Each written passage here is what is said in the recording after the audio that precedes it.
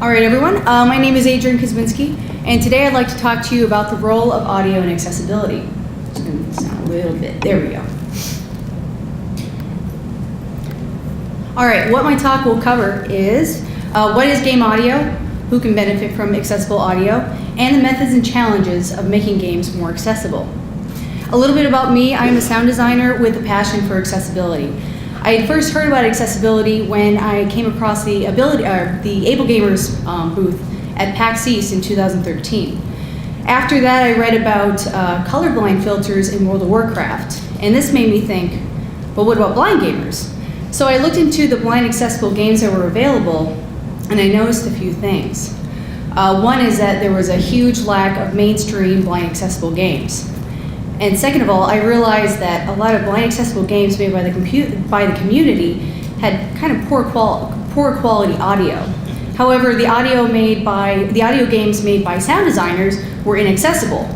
So this showed me that we need more people with technical backgrounds who are passionate about accessibility and can promote conversation between gamers and developers. So a little bit about what I used to learn all of this stuff was different theses. I went to a lot of different conferences like CSUN, AES, NAMM, GDC, of course, accessibility meetups, NFB and game conventions, abilities expos, conversations with friends, and of course with the blind community. I also learned from my involvement with a few blind accessible indie games. One is Frequency Missing. Some of you may have heard about this game before. Per Underserved Squad gave a talk about it last GDC called Audio-Driven Gameplay. There's also Earplay, Steno Hero, and Sight Unseen. All of these games are still being developed.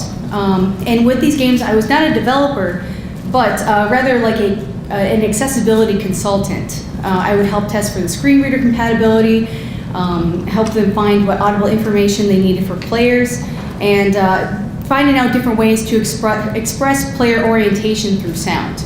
And of course advocated that they should test with blind gamers. Not me, not just me, but with blind gamers. Just a little warning, it's gonna be walls of text throughout my PowerPoint. The great part was that with these games, I was able to see a lot of different ideas in action. This is why I wanna help as many games many accessible games get out there. They help show these accessibility methods in an attractive way. So rather than creating little demos that aren't that interesting to show blind accessible methods, here's a full product that people can actually play. And this is the best way to inspire developers other than personal stories, of course, which are the most powerful. These also help developers get off square one with collaboration and foresight. This helps solve the tale of the sighted developer who says, wow, accessible games, cool, I want to make one. Oh, it's going to be like new and revolutionary. Wait, what is voiceover? So with developers who understand what is possible, with accessibility and with audio, those people are more likely to succeed in creating high quality blind accessible games. So we're talking about accessibility in audio, or game audio. So what is game audio? Typically it's defined as sound effects, ambience, music, and dialogue.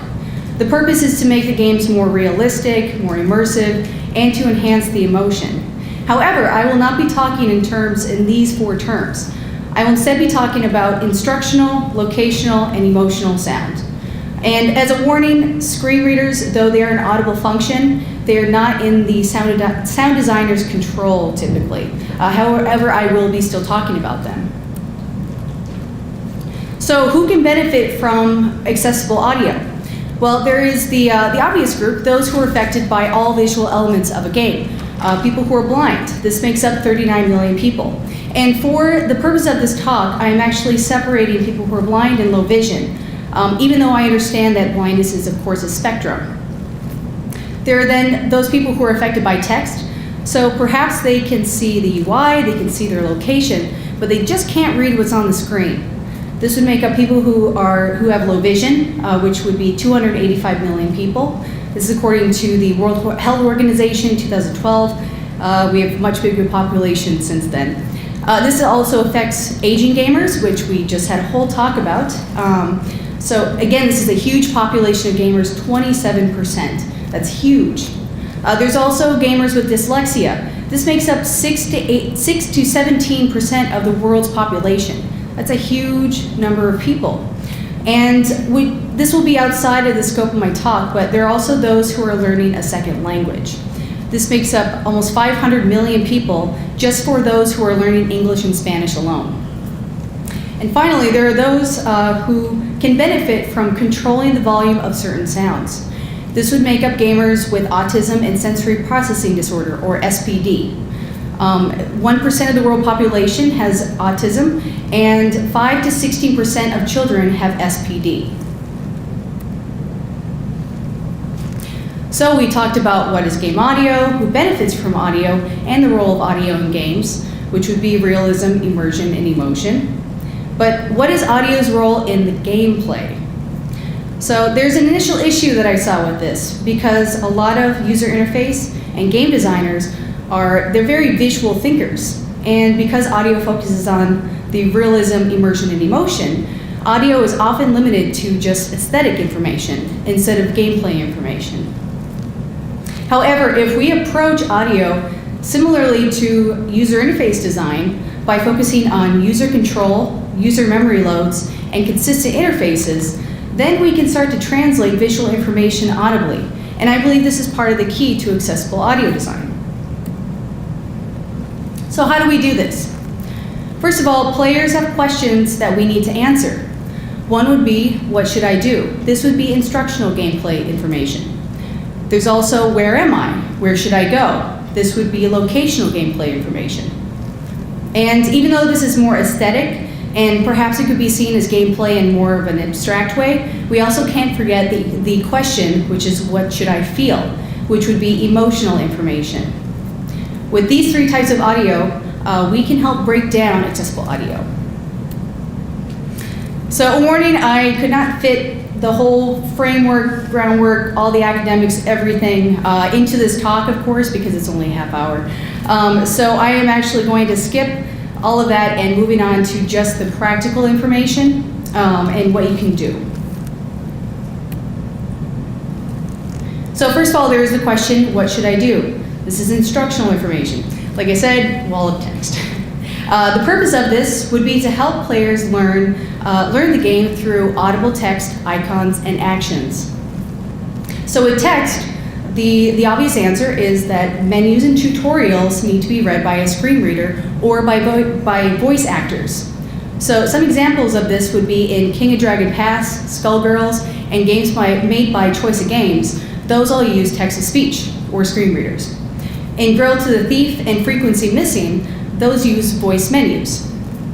There's also the user interface. These icons need to be audible, whether this is verbally or symbolic. So you can take the approach of displaying both at the same time, having verbal and symbolic sound at the same time. And with this, the player could hear both, and then once the UI sound is memorized, then you don't need the text anymore. This would be similar to, say, with Hearthstone. You have player cards, they have a picture, and they have the description of what the card can do. Well, the players don't end up reading the card every single time. Eventually, they just see the picture on it, and they already know what to do just from that image. There's also actions. So this would go along the lines of the user interface design, using clearly, easily recognized repetitive dialogue and sound effects.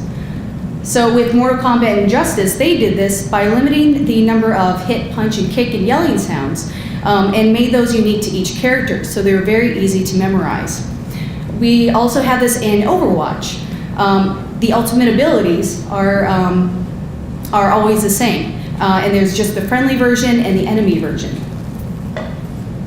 So this limited variation, like I said, allows for faster memorization, immediate confirmation of the player's actions, and promotes quick reactions. So you don't always have to have just one sound effect, because of course it starts to get a little old, starts to get a little annoying sometimes if it's not necessary. So an example of this would be in Overwatch, the characters have unique footsteps. So rather than the same footstep sound every single time, there's a range, but it's easy to memorize who that character is. from the qualities. You could also have a customized player experience. So again, in Overwatch, the game audio is mixed by the threat level instead of realism. So they don't use it exactly for accessibility. They're focusing more on player speed and recognition. But like I said, that is a form of accessibility, even though it's not intended that way.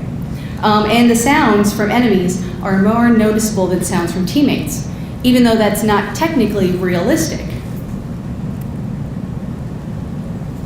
So now you have locational information, which answers where am I and where should I go.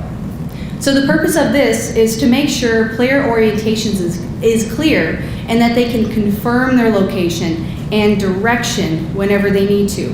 I believe those are two very important qualities of this. So we have the simulated acoustics, like which was mentioned before, with especially with VR now. You have all the nerdy stuff like 5.1 imaging, HRTF, obstruction, occlusion, blah, blah, blah.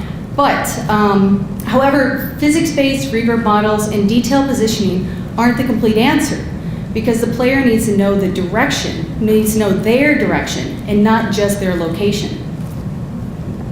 So for some games, this is not actually that complicated. In Mortal Kombat, they just use stereo panning, that's it, just left and right. And this tells the player not only what side of the screen they're on, it also tells them what side of the enemy that they're on. And like I said, if direction is then the issue, if that's the focus, if that's the hard part, then how do we show it? Well, you can use different types of sound cues. This would be adaptive music, which is used in just about every game. This would be that the music changes if you're going in the wrong way, or if you are coming upon an enemy. You can have assisting characters. This was used in the game Blind Legend, and even in Dishonored, you have the character who says, hey, follow me, follow me. You follow that person. You could also do this rather than just with characters, but with also sound effects, kind of like sound beacons. This is used in Papa Sangre and Sight Unseen, where you can follow or avoid certain sounds. You can also have memorable sound effects. An example of this would be if you have a dungeon crawler, each door could maybe have a unique sound, so they can know that they've been to that door before. And also with memorable ambiances, this happened to me when I was playing Silent Hill 2. I like to kind of wander around and not really play the game like it's supposed to be played, and I got lost, but I knew that I'd heard the ambience that I was hearing before, so I knew I was going backwards. And there's also experimental ways, such as digital white canes, which was used in a Gone Home mod. There's sonar. I put alien isolation up there, but that's at least an example of sonar. And you also have, this has not been used, but say right or wrong footsteps. If they're going on a linear path, there's the right footstep sound or the wrong footstep sound that tells them which way, if they're going in the correct way. You can also have verbal cues. This could be as simple as cardinal directions. This was used in the game Swamp, which is a zombie shooter audio game. They had a shortcut so you could know if you're going north, east, south, or west. You could even use these for northwest, southwest, etc. You could have audio description of the environments. In frequency missing, when you come into a room, the room is actually described to you when you first walk in. And you can have audio descriptions from touch activation. This is used more on phone and tablets with the screen readers. You basically put your finger down and then you'll be told what's underneath your finger. This was also used in the game Frequency Missing.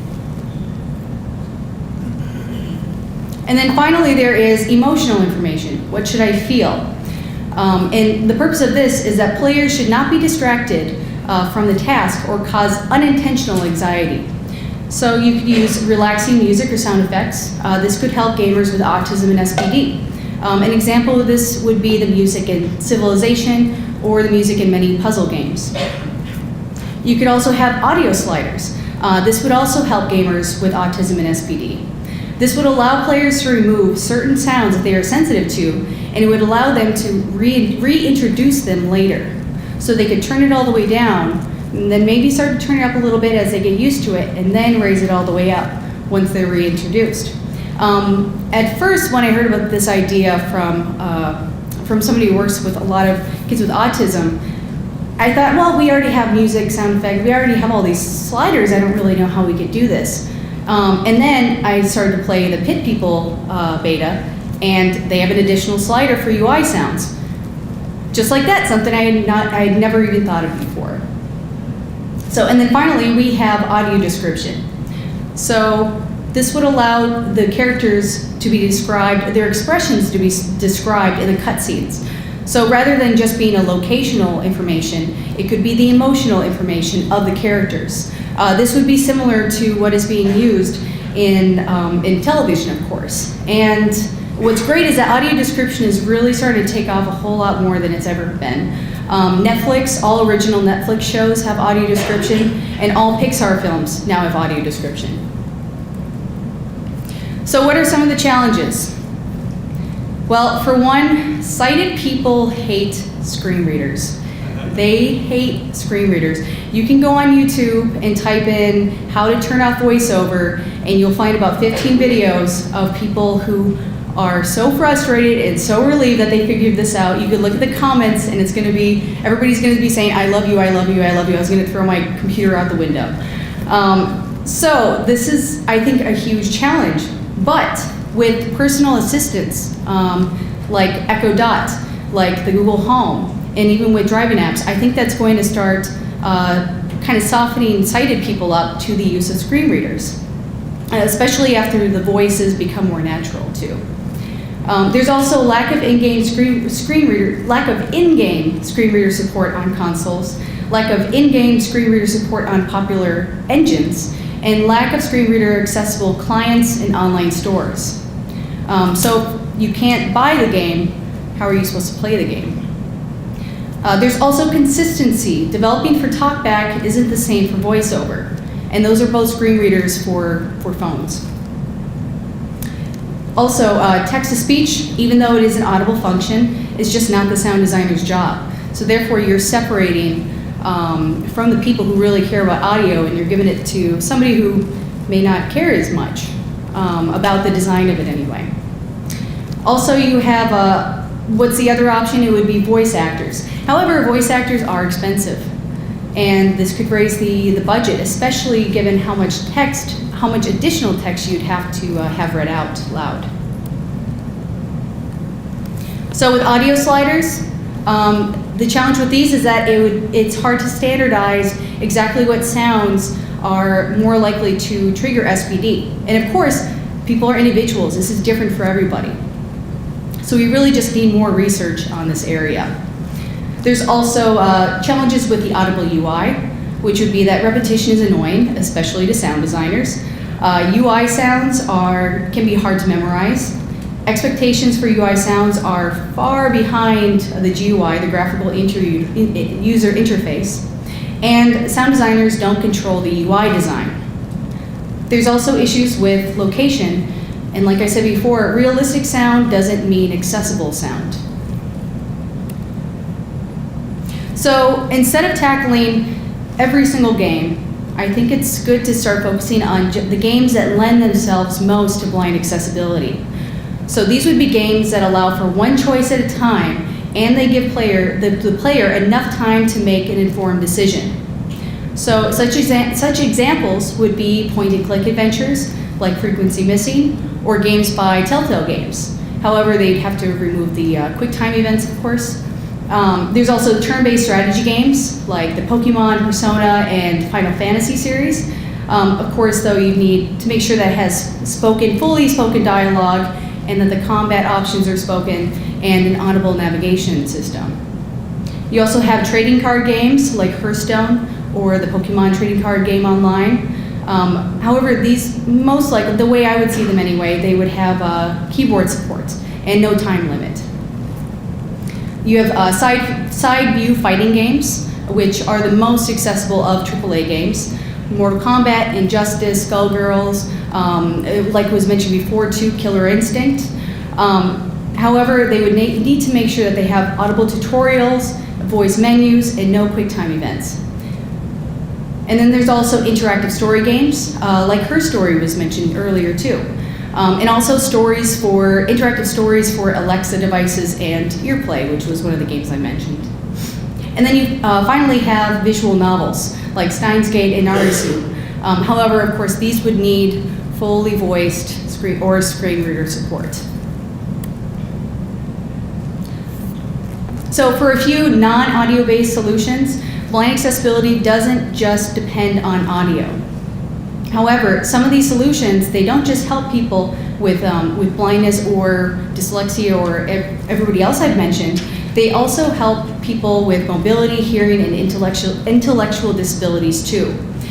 So such examples would be tweakable font sizes, haptic feedback, like the rumble packs, and using these for gameplay information, not just like, whoa, you're getting shot at and it's running LFO. And also, it could be also seen as a way of tactile enjoyment for gamers with autism. That was one thing that was mentioned to me. Also, allow players to slow the game down. This was mentioned before. There's also AutoSist, or even the VAT system in Fallout 3, and all the other Fallouts. And there's also keyboard accessibility, and like I mentioned before, skippable QuickTime events. So here are a few thoughts. Accessibility is not about limiting your creative vision, but instead it's about removing unintentional design disabilities so more people can play games. Also, don't sacrifice accessibility for immersion's sake. And have more than one way to access the gameplay information. I think that's very key too. Also, look at new technology. Look at VR and personal assistance, voice recognition. Also look at the tech that blind gamers use, like screen readers, white canes, the smart glasses that are starting to come out, and braille devices. You could even bring some of these ideas into your own game, and that would actually make it more immersive. Also, look at UI design, like I said before, with user control, user memory, and consistent interfaces. And finally, get feedback from gamers with disabilities. Don't pretend that closing your eyes makes you a blind gamer. This happens, I've seen this happen more than once. It's just something I think a lot of people want to naturally do. But even the way that you grab your phone and hold your phone to your face, you're already starting off on the wrong path. And finally, I could literally give a whole talk about this, but why consider accessibility in the first place? Well, first of all, with gamer quality of life, games promote technology independence. And especially when it comes to iPads, the way that we interface with technology so often, those are being used for job skills too. You also have job placement in the games industry by promoting blind programmers. And also there's social interaction, inclusion, and the ability to relate. This is especially important for children. I know a lot of people who want to play Minecraft, and Minecraft is not blind accessible. Also, you can give the chance to experience higher level cultural expression in art and games. So I see right now that we have novels and films. That's the way that we often express our cultural expression, our humanity. But it's starting to be in more games, more and more and more. And pretty soon, games might be the main way that we show that level of expression. One game I think is Papers, Please. I think that's a perfect example of it. And also there's technological advancements. Like I think everybody has said here, game accessibility makes games better for everyone. And finally, for your company, you reach more people. Simple as that. All right, so that finishes my talk. My email, if you'd like to get in touch with me, is adriane@smashclay.com. My first name is spelled Adriane, and Smash Clay is SMASHCLAY. You can also go to my website, smashclay.com. Twitter is smashclay at smashclayaudio. And also reach out to Able Gamers, which is at ablegamers.org, or you can email me at adriane@ablegamers.org. And I want to thank everybody who's making games more blind accessible, and to my husband for getting this talk down under 30 minutes. You can also, for bibliography for the reading that's on the site, and some upcoming blind accessible games to look out for is A Hero's Call, of course, Frequency Missing, Earplay, Steno Hero, and Sight Unseen. And some of the other blind accessible games I mentioned were Swamp, A Blind Legend, and Grail to the Thief. Thank you.